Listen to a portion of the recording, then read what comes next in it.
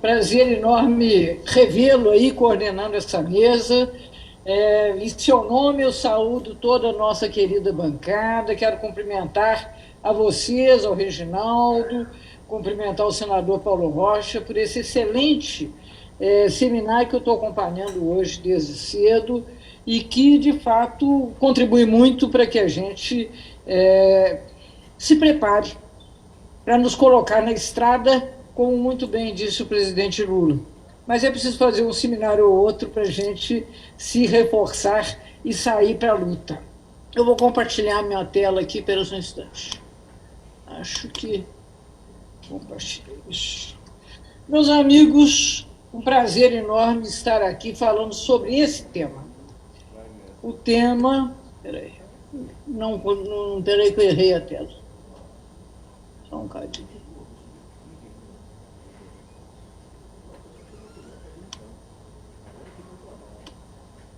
Entrei com a tela errada. Bom, então eu vou sem apresentação. Eu vou falando. Deixa eu ver se eu tento mais uma vez. Compartilhar. Não estou conseguindo entrar. Não. Está entrando errado.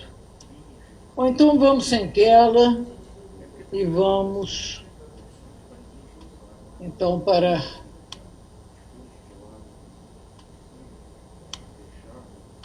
Isso.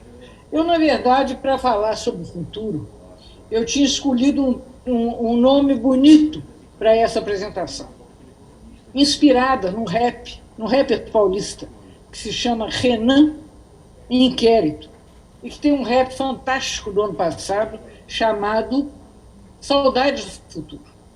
Que, de alguma forma, essa expressão, ela representa essa ambivalência que o ministro Dulce mencionou, que o Mercadante mencionou também, quer dizer, a força, pujança do nosso legado que nos permite acreditar que nós vamos enfrentar um cenário grávido de ineditismo, especialmente nesse período pós-pandemia, mas é essa energia utópica, né?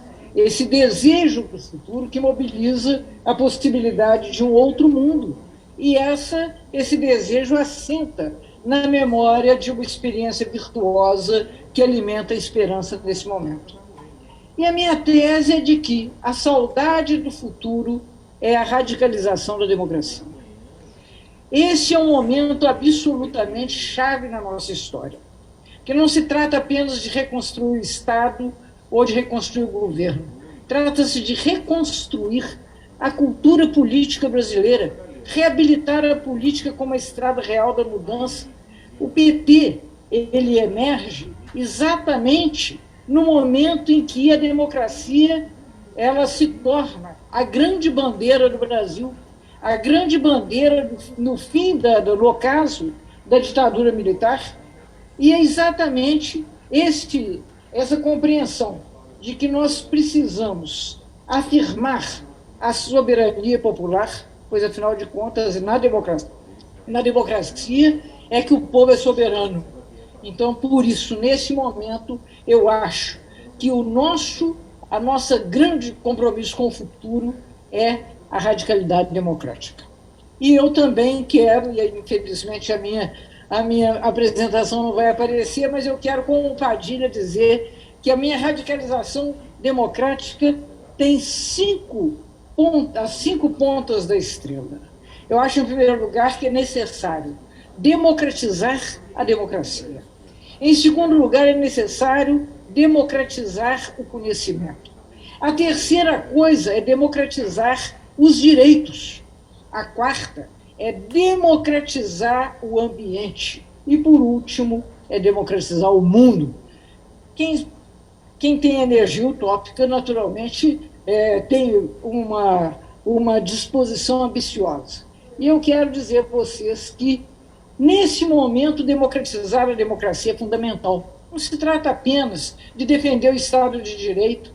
O Estado de Direito, como ele acontecia no Brasil, acabou, inclusive, sendo golpeado por conta da sua própria fragilidade. Então, nós precisamos definitivamente ampliar a participação da sociedade em todos os níveis de governo, inclusive por meios digitais. Nos atrevermos a coisas diferentes, consultas populares, referendos. É claro que eu sei que isso é pisar nos calos das prerrogativas parlamentares, mas é necessário, por exemplo, para usar a expressão que a presidenta Dilma usou pela manhã, desprivatizar o orçamento.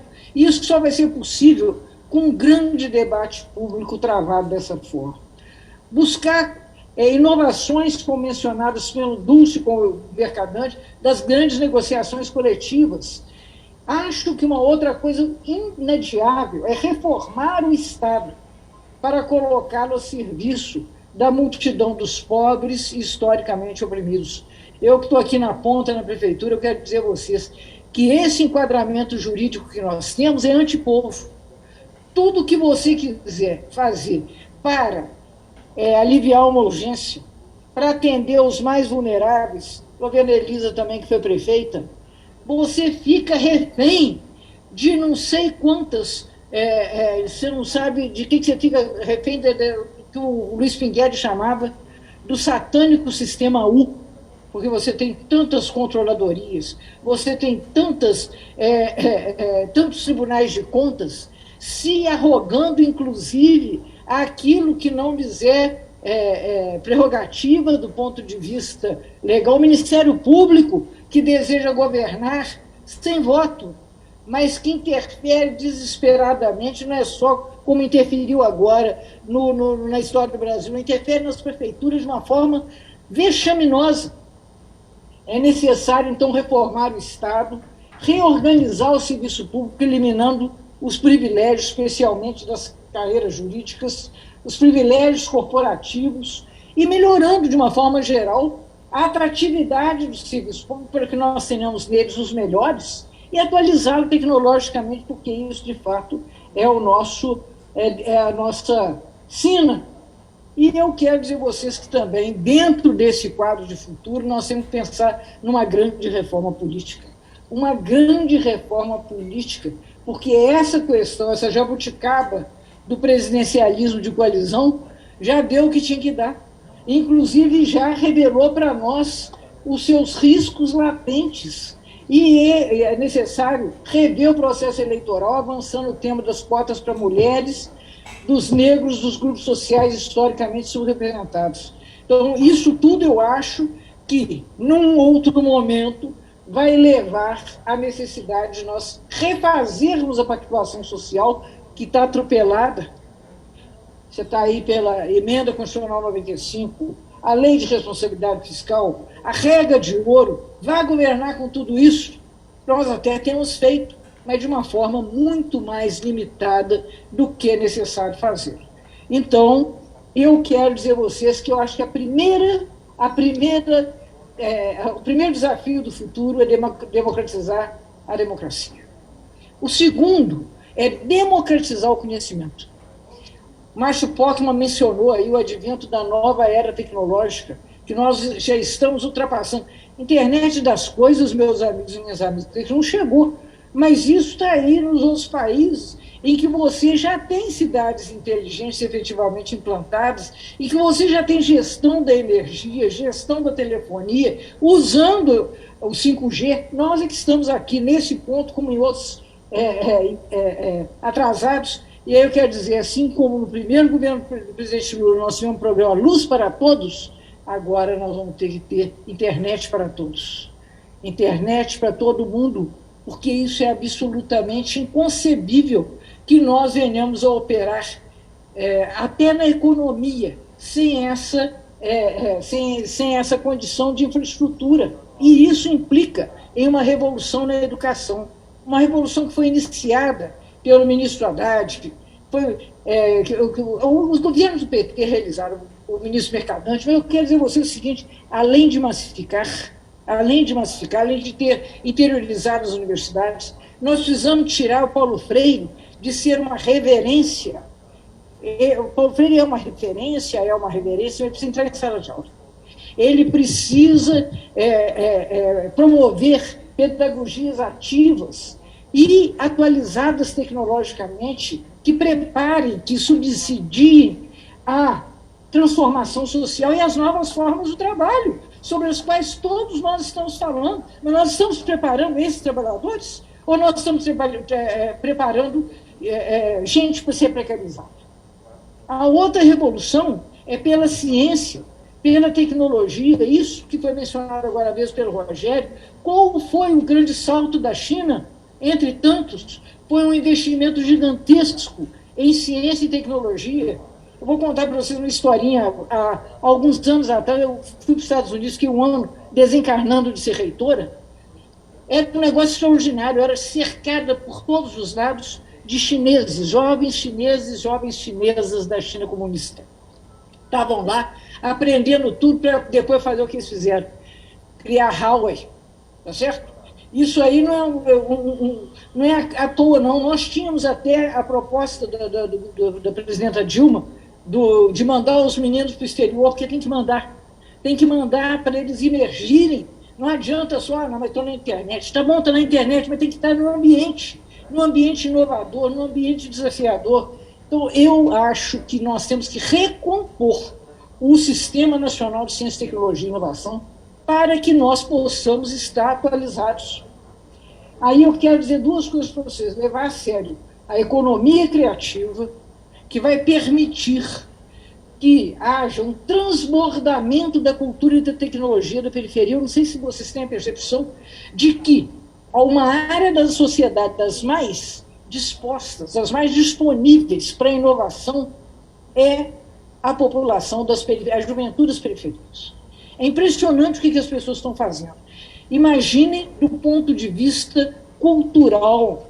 Imaginem, como já foi dito há tantos anos atrás, quando derem a vez ao morro, toda a cidade vai cantar. Imaginem vocês terem plataforma de streaming que as pessoas possam utilizar para divulgar, para fazer correr a sua criação. E da mesma forma, quero dizer também, correndo, que é necessário levar a sério a economia solidária. A economia solidária não é só artesanato, economia, agricultura familiar também é.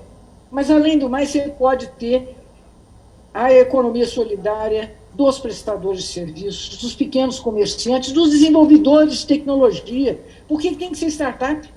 Por que tem que ser todas as pessoas individuais? Não, pode botar uma opção de menino e de menina trabalhando juntos, você não vê o que vai sair.